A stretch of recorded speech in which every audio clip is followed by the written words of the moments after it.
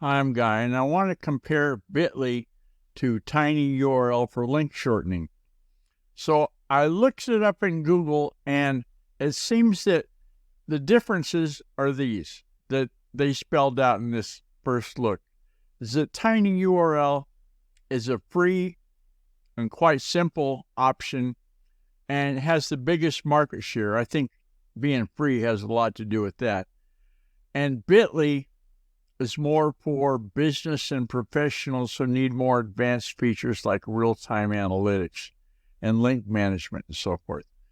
And I've switched from tinyURL over to Bitly for that same reason, for the analytics and the link management features that Bitly offers. So I guess the basic thing is to hold this yardstick up to your goals and see which one is going to help you meet your goals and which is not.